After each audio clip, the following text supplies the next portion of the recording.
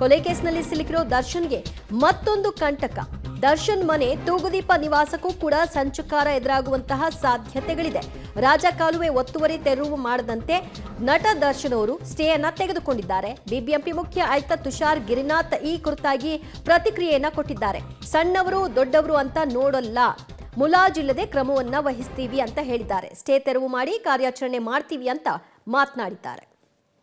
ಯಾವ್ದು ಸ್ಟೇಜ್ ಮಾಡಿದ್ದಾರೆ ಎಲ್ಲರದು ನಾವು ಪರ್ಸ್ಯೂ ಮಾಡ್ತೀವಿ. ಅದು ಯಾರ್ದು ದೊಡ್ಡವರು ಸಣ್ಣವರು ಇದು ಪ್ರಶ್ನೆ ಇಲ್ಲ. ಪ್ರತಿಯೊಂದಕ್ಕೆ ನಾವು ಮಾಡಿಕೊಂಡು ತೆರವುಗೊಳಿಸಬೇಕು. ಇದನ್ನು ಸ್ಟೇ ಇದೆ ಅಂತ ಹೇಳಿದ್ರು, ಅಷ್ಟೇ ವಿಕೆಟ್ ಮಾಡಲಿಕ್ಕೆ ಪ್ರಯತ್ನ ಪಡ್ತೀವಿ ಅಂತ ನಾವು ಹೇಳಿದ್ದೀವಿ. ಅದನ್ನು ಮಾಡ್ತೀವಿ. ನಮ್ಮ ಕೆಲಸ ಇದೆ, ಸರ್ಕಾರದ ಸೂಚನೆ ಬೇಕಾಗಿಲ್ಲ. ಅದಕ್ಕೆ ನಾವು ಎಲ್ಲಿ ಒತ್ತುವರಿ ಇರುತ್ತೆ ತೆರವುಗೊಳಿಸ್ಲಿಕ್ಕೆ ನಮಗೆ ಅಧಿಕಾರ ಇದೆ. ಆ ಪ್ರಕಾರ ಅಧಿಕಾರ ಚಲಾಯಿಸಿ ತೆಗೆಸ್ತೀವಿ. ಅಲ್ಲ, ಯಾವ್ದು ಸ್ಟೇಜ್ ಮಾಡಿದ್ದಾರೆ ಎಲ್ಲರದು ನಾವು ಪರ್ಸ್ಯೂ ಮಾಡ್ತೀವಿ. ಅದು ಯಾರ್ದು ದೊಡ್ಡವರು ಸಣ್ಣವರು ಇದು ಪ್ರಶ್ನೆ ಇಲ್ಲ. ಪ್ರತಿಯೊಂದಕ್ಕೆ ನಾವು ಮಾಡಿಕೊಂಡು ತೆರವುಗೊಳಿಸಬೇಕು. ಇದನ್ನು ಸ್ಟೇ ಇದೆ ಅಂತ ಹೇಳಿದ್ರು, ಅಷ್ಟೇ ವಿಕೆಟ್ ಮಾಡಲಿಕ್ಕೆ ಪ್ರಯತ್ನ ಪಡ್ತೀವಿ ಅಂತ ನಾವು ಹೇಳಿದ್ದೀವಿ. ಅದನ್ನು ಮಾಡ್ತೀವಿ. ನಮ್ಮ ಕೆಲಸ ಇದೆ, ಸರ್ಕಾರದ ಸೂಚನೆ ಬೇಕಾಗಿಲ್ಲ. ಅದಕ್ಕೆ ನಾವು ಎಲ್ಲಿ ಒತ್ತುವರಿ ಇರುತ್ತೆ ತೆರವುಗೊಳಿಸ್ಲಿಕ್ಕೆ ನಮಗೆ ಅಧಿಕಾರ ಇದೆ. ಆ ಪ್ರಕಾರ ಅಧಿಕಾರ ಚಲಾಯಿಸಿ ತೆಗೆಸ್ತೀವಿ. ಮತ್ತಷ್ಟು ಮಾಹಿತಿ ಪಡೆಯೋಣ ನಮ್ಮ ಪ್ರತಿನಿಧಿ ಲೋಕೇಶ್ರಿಂದ. ಲೋಕೇಶ್, ತೆರವು ಮಾಡ್ತೀವಿ ಅಂತ ಹೇಳ್ತಿದ್ದಾರೆ. ಇಲ್ಲಿಯವರೆಗೂ ಏನ್ ಮಾಡ್ತಿದ್ರು? ಇದು ನಿನ್ನೆ ಮೊನ್ನೆ ವಿಷಯ ಅಲ್ವಲ್ಲ, ಇಲ್ಲಿವರೆಗೂ ಅದರ ಬಗ್ಗೆ ಯಾಕೆ ಗಮನ ಹರಿಸಿಲ್ಲ? ದಿವ್ಯಾ, ಖಂಡಿತವಾಗೂ ಈ ಪ್ರಶ್ನೆ ಕಾಡ್ತಾ ಹೋಗುತ್ತೆ. ಬಿಬಿಎಂಪಿ ಇಲ್ಲಿವರೆಗೂ ಏನ್ ಮಾಡ್ತಾ ಇತ್ತು ಅಂತೇಳಿ ಪ್ರಶ್ನೆ ಉದ್ಭವ ಆಗುವಂಥದ್ದು. ಈಗ DCM ಅವರು ಮೊನ್ನೆ ಒಂದು ಸಭೆಯನ್ನು ಮಾಡಿ ನಗರದಲ್ಲಿ ಯಾವ್ಯಾವ ಕಡೆಗಳಲ್ಲಿ ಸ್ಟೇ ತಂದಿದ್ದಾರೆ ಆ ತಡೆಯಾಜ್ಞೆಗಳನ್ನು ತೆರವು ಮಾಡಿ ತೆರವು ಕಾರ್ಯಾಚರಣೆಗೆ ಶುರು ಮಾಡಿ ಅಂತೇಳಿ ಸೂಚನೆ ಕೊಟ್ಟಿದ್ರು. ಅದರ ಬೆನ್ನಲ್ಲೇ RR ನಗರ ವಲಯದಲ್ಲಿ ದರ್ಶನ್ ಅವರ ಮನೆ ಮೇಲಿದ್ದಂಥ ತಡೆಯಾಜ್ಞೆಯನ್ನು ತೆರವು ಮಾಡೋದಕ್ಕೆ ಈಗ ಬಿಬಿಎಂಪಿ ಸಿದ್ಧತೆ ಮಾಡಿಕೊಂಡಿದ್ರ ಬಗ್ಗೆ ಪಬ್ಲಿಕ್ ಟಿವಿ ಸುದ್ದಿಯನ್ನು ಪ್ರಸಾರ ಮಾಡಿತ್ತು. ಅದಕ್ಕೆ ತುಷಾರ್ ಗಿರಿನಾಥ್ ಅವರು ಪ್ರತಿಕ್ರಿಯಿಸಿ, ಯಾರೇ ಸ್ಟೇ ತಂದಿದ್ರು ಕೂಡ ಅದನ್ನು ತೆರವು ಮಾಡುವಂಥದ್ದು ನಮ್ಮ ಕರ್ತವ್ಯ, ತೆರವು ಮಾಡಿ ತೆರವು ಕಾರ್ಯಾಚರಣೆಯನ್ನು ಶುರು ಮಾಡ್ತೀವಿ ಅನ್ನೋಂಥದ್ದನ್ನು ಹೇಳಿರುವಂಥದ್ದು. ಹೀಗಾಗಿ ಪ್ರಭಾವಿಗಳ ಒತ್ತಡಕ್ಕೆ ಮಣಿದು ತೆರವು ಮಾಡ್ತೀವಿ ಅಂತೇಳಿ ಸುಮ್ಮನೆ ಆಗಿದ್ದಾರೆ. ಇಷ್ಟು ದಿನಗಳ ಕಾಲ ತಡೆಯಾಜ್ಞೆ ಇರೋದ್ರಿಂದಾಗಿ ನಾವು ತೆರವು ಮಾಡಿರಲಿಲ್ಲ. ಆ ತಡೆಯಾಜ್ಞೆಯ ಅವಧಿ ಎಷ್ಟಿತ್ತು ಅನ್ನೋದ್ರ ಬಗ್ಗೆ ಪರಿಶೀಲನೆಯನ್ನು ಮಾಡ್ತೀವಿ. ತಡೆಯಾಜ್ಞೆ ಅವಧಿ ಮುಕ್ತಾಯ ಆಗಿದ್ರೆ ನಾವು ಅದನ್ನು ಮುಂದುವರಿಸಿ, ಒಂದು ವೇಳೆ ಸ್ಟೇ ಇನ್ನೂ ಕೂಡ ಅವ್ರ ಮನೆ ಮೇಲೆ ಕಂಟಿನ್ಯೂ ಆಗಿದ್ರೆ ನಾವು ಕೋರ್ಟ್ ಮೂಲಕ ಹೋರಾಟ ಮಾಡಿ ತೆರವನ್ನು ಮಾಡಿಸಿ ತೆರವು ಕಾರ್ಯಾಚರಣೆ ಶುರು ಮಾಡ್ತೀವಿ ಅನ್ನುವಂಥದ್ದು.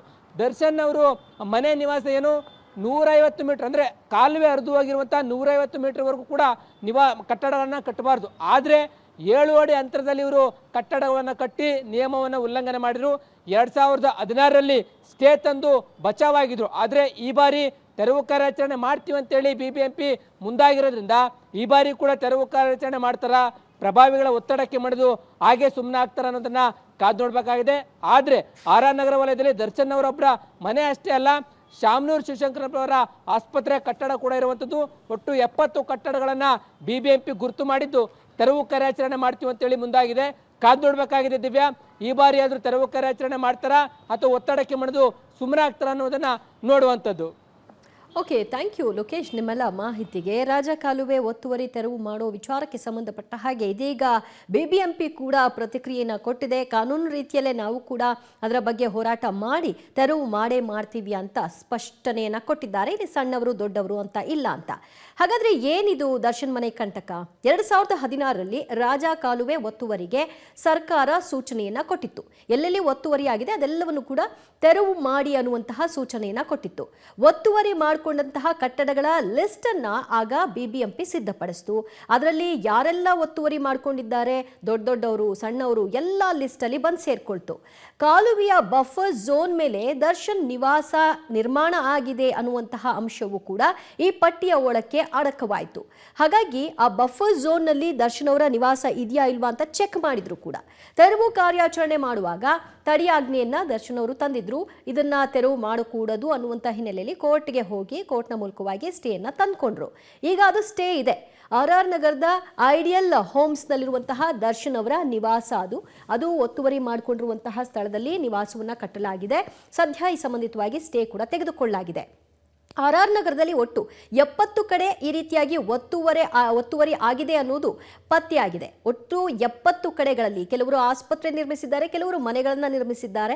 ಈ ರೀತಿಯಾಗಿ ಒತ್ತುವರಿಯನ್ನು ಮಾಡಿಕೊಳ್ಳುವ ಮೂಲಕವಾಗಿ ಅಲ್ಲೊಂದು ಕಟ್ಟಡ ನೆಲೆಸಿದೆ.